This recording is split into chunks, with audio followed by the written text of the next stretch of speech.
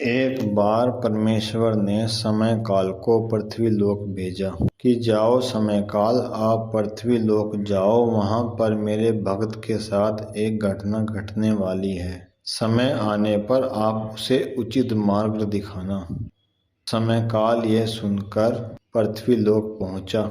उसने देखा एक राजा अपने महल में परमेश्वर के रूप शिव की आराधना कर रहा है। उसके पीछे उसकी रानी दासियों को डांट रही है, जिस प्रकार उन्होंने कोई गंभीर अपराध किया है। समय काल अंतर्ध्यान होकर उसी महल में रुक गया, क्योंकि वहीं पर वो अद्भुत घटना होने वाली थी। अगले दिन राजमहल में सभा हुई। कुछ पंडित वहां पर पधारे। उन्होंने राजा को प्रार्थना की कि महाराज, हम आपके हाथों से भगवान शिव की शिवलिंग की स्थापना करवाना चाहते हैं। राजा सुनकर बहुत प्रसन्न हुआ, क्योंकि ये मौका हर किसी को नहीं मिलता। राजा ने कहा कि ठीक है, जैसा आप चाहते हैं वैसा ही होगा। पंडितों ने उसी समय राजा से संकल्प भरवाया और उनसे आग्रह किया कि महाराज, जिस दिन मंदिर में शिवलिंग की स्थापना होगी उस दिन आप वहां पर उपस्थित होंगे। यदि आप किसी भी कारण से अनुपस्थित रहे तो अनर्थ हो जाएगा। इसलिए हम आपको पहले ही सावधान कर रहे हैं कि आप अभी राज्य से किसी कार्य के लिए बाहर मत जाना। ये बात रानी को अच्छी ना लगी। उसने सोचा, एक विशाल राजा इन भूखे ब्राह्मणों की बात कैसे सुन सकता है। राजा ने रानी को कहा, हम अगले 7 दिन तक अपने राजमहल में ही रहेंगे। यदि कोई कार्य भी हमारे पास आया तो आप मंत्री जी से कह देना। उधर रानी के पिता की तबीयत अचानक खराब हो गई। अब रानी ने राजा को मायके जाने की जिद की। राजा ने कहा कि हम तो 7 दिन के लिए इस राज्य में बंधक हैं, आप ही खुद चली जाइए। रानी ने खाना पीना त्याग दिया। रानी की हट के कारण राजा ने कहा कि ठीक है, हम आपके साथ जरूर चलेंगे, लेकिन मंदिर में स्थापना से 1 दिन पहले हम वापस आ जाएंगे। राजा ने कहा कि ठीक है, आप वहां तक तो चले। राजा और रानी चल देते हैं। वहीं पर राजा को 6 दिन बीत गए।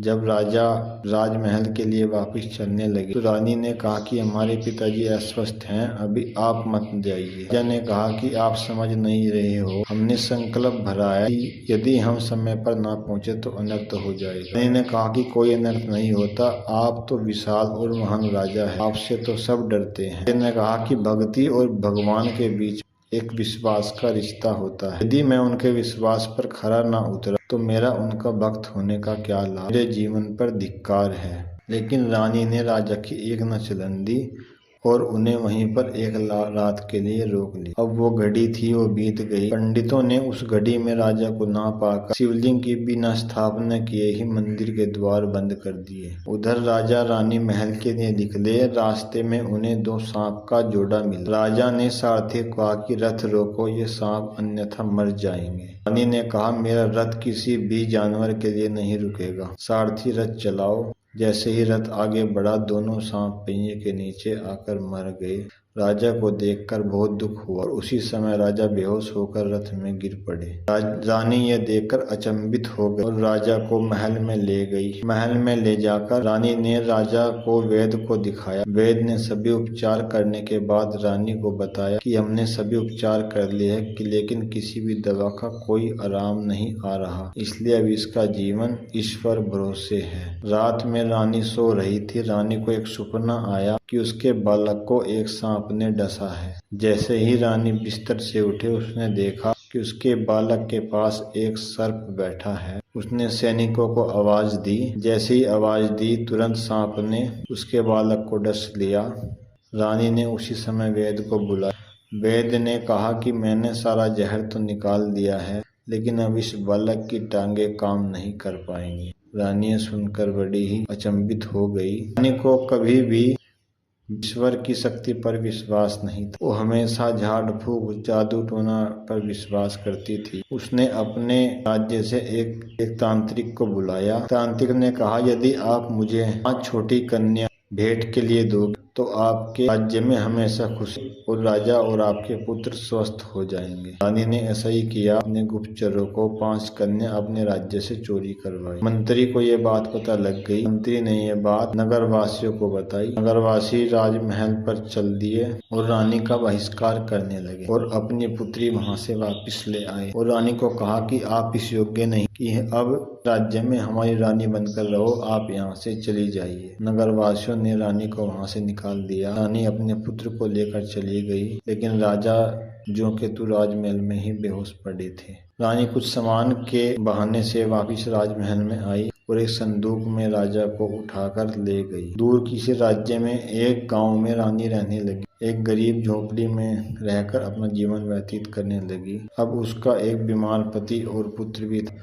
दिन भर उनके लिए भिक्षा मांगती और अपने पुत्र को खिलाती। एक दिन रानी को सपना आया। उसने देखा कि वे 2 सर्प देवता बने हैं। रानी जैसे उठ खड़ी हुई ने अपने पति के पास जाकर उनके पांव पकड़कर माफी मांगी और कहा, महाराज आपकी दशा का कारण मैं ही हूँ। यदि मैं उस समय आपको क्लब के लिए ना रोकता, शायद आज मेरी ये दशा न होती और न ही आप इस अवस्था में होते। रानी अपने आप को कोस रही थी। परमेश्वर ने समय काल को आज्ञा दी कि अब उचित समय आ गया है, इस नारी का अब उद्धार होना है। समय काल सुबह ही झोपड़ी के सामने खड़े होते हैं। जब रानी अंदर से आई, रानी ने देखा कि एक महात्मा सामने खड़ा है। समय काल ने कहा कि पुत्री, तुम इस नगर की तो नहीं लगती, पहले मैंने तुम्हें कभी नहीं देखा, तुम कहाँ की हो? रानी ने साधु महाराज को सारी बात बताई और रोने लगी। साधु महाराज ने कहा कि देवी, आपने अपराध तो बहुत बड़ा किया जो अक्षम्य योग्य है, तो माफ नहीं हो सकता, लेकिन एक मार्ग है जिससे आपके पाप आपकी निष्ठा के अनुसार धुल सकते हैं। मैंने कहा कि साधु महाराज,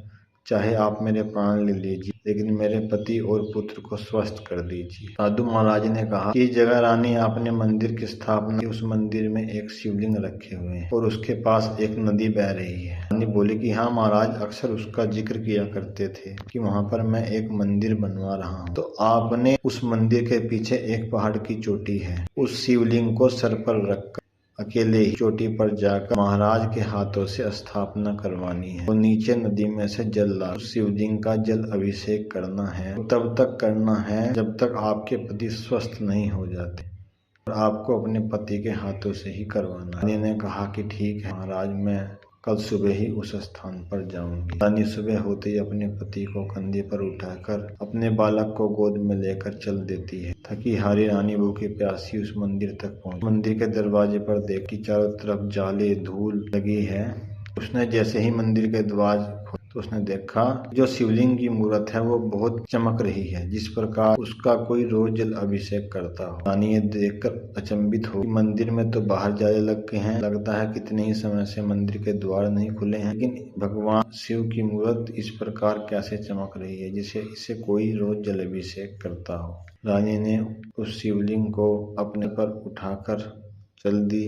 रास्ते में बहुत ही उबड़ खाबड़ रास्ता था, लेकिन रानी को तनिक भी महसूस नहीं हुआ। उसे लगा कि मखमल के रास्ते पर चल रही और रास्ता बहुत छोटा लगा। उसने उस शिवलिंग को ले जाकर उस पहाड़ की चोटी पर रख दिया। अब अपने पति को लेने नीचे अपने पति को कमर पर उठा अपने पुत्र को गोद में उठाकर चल पड़ी। जैसे ही चलने लगी, उसने देखा कि आगे रास्ते में कांट, पत्थर, झाड़ी है और रास्ता बड़ी उबड़ खाबड़ और टेढ़ा मेढ़ा है। रानी रोती गई और चलती गई। अब रास्ते की लंबाई भी बहुत ज्यादा लग रही थी।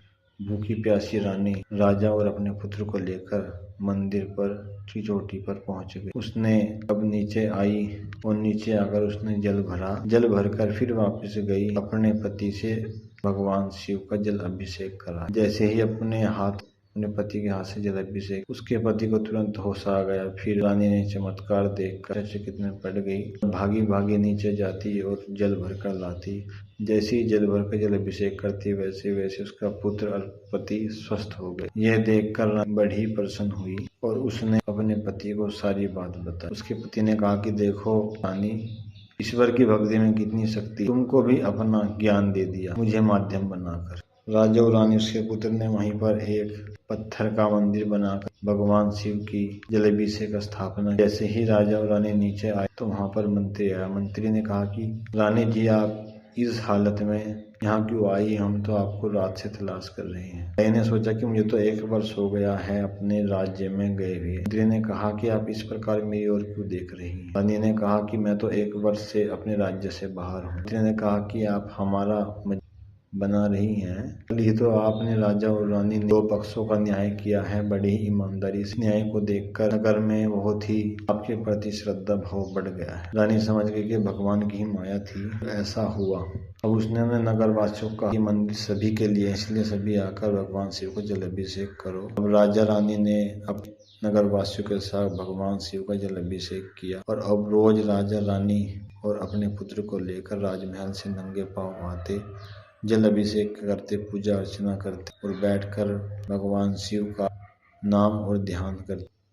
इसी प्रकार उनका जीवन खुशी खुशी बीतता रहा। अब उनका जीवन खुशहाल हो गया। यह घटना देखकर समयकाल परमेश्वर के पास पहुंचा।